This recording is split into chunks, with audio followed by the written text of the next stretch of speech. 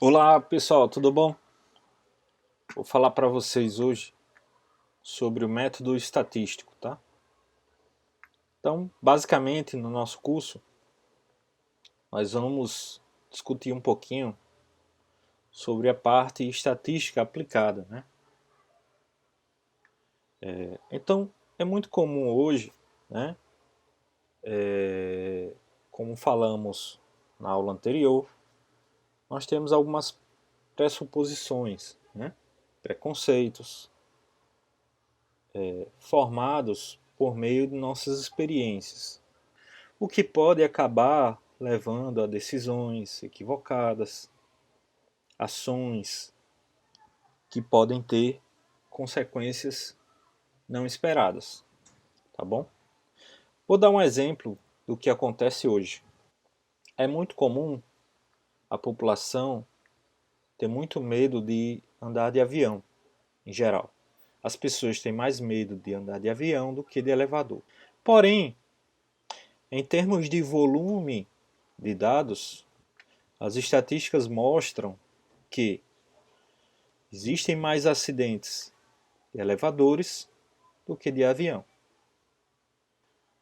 Então, quando nós passamos a entender o pensamento estatístico, nós passamos a compreender a necessidade de observar os fatos ou fenômenos que existem ao nosso redor para poder tomar decisões.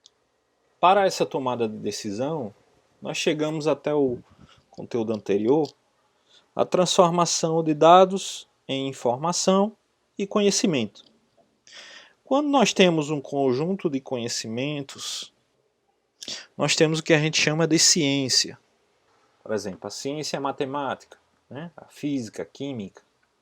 Na verdade, é um conjunto organizado de conhecimentos relativos a um determinado objeto, especialmente os obtidos mediante a observação, a experiência dos fatos e um método próprio.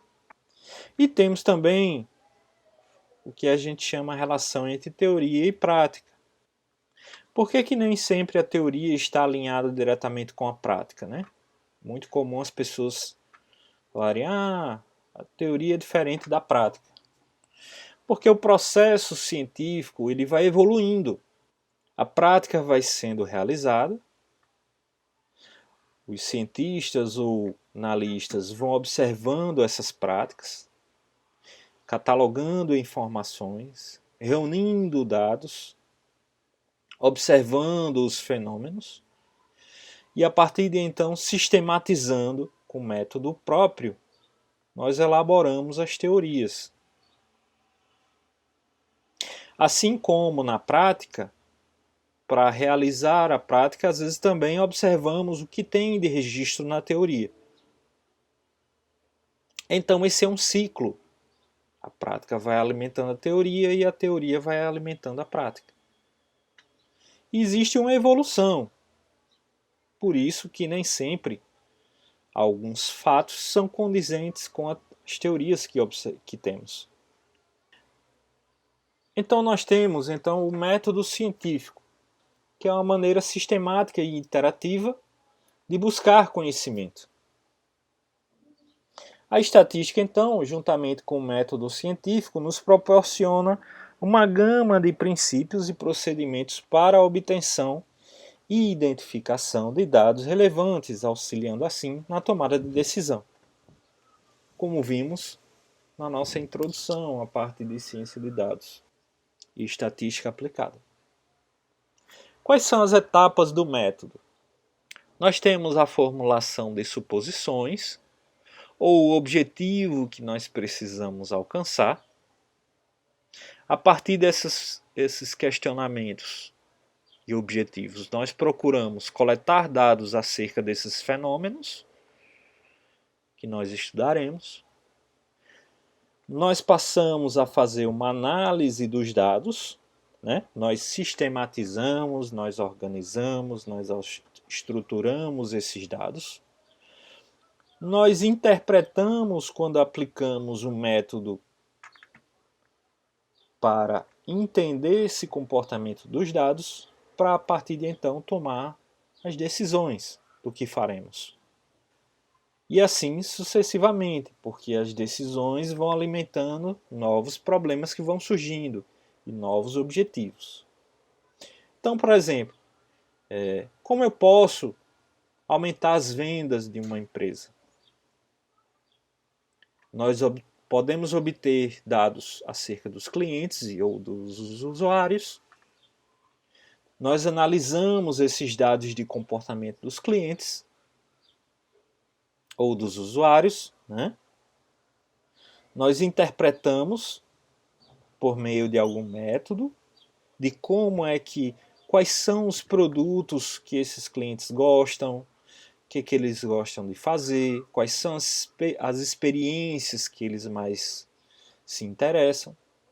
E a partir de então, podemos tomar decisões, melhorar os produtos, melhorar os serviços ofertados, para que o objetivo seja alcançado, que é a melhoria das vendas.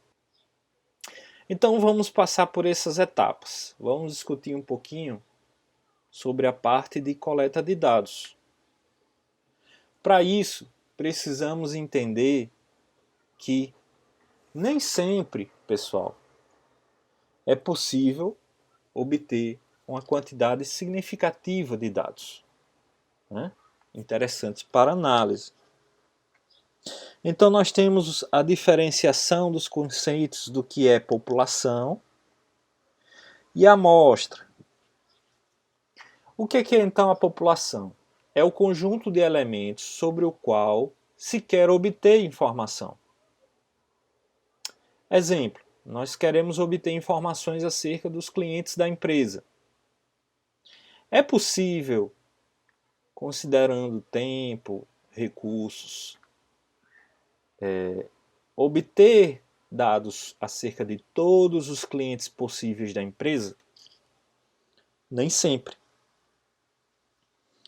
Por isso que vamos por tentar obter o que nós chamamos de uma amostra, que é, na verdade, um subconjunto de elementos retirados da população para obter os dados ou informações que são desejados. Então, por que nós obtemos o subconjunto?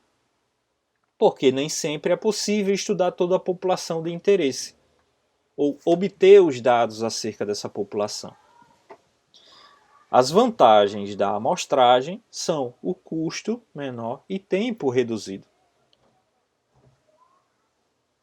Então eu tenho, respectivamente, dois tipos de pesquisa: o censo e a amostra. Censo é quando nós obtemos todos os dados da população. Vamos dar um exemplo de censo.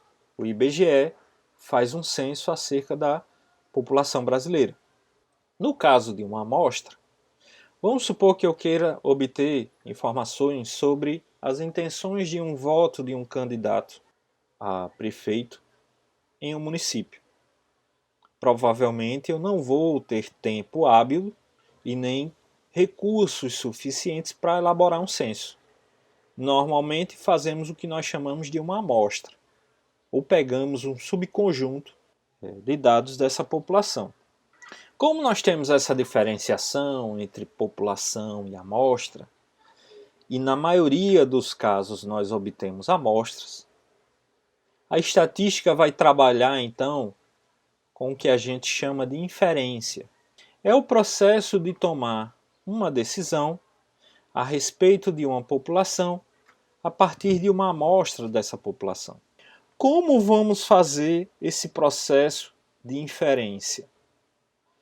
A estatística clássica, ou a inferência clássica, usa parâmetros para isso e também a parte que nós estudamos acerca da probabilidade.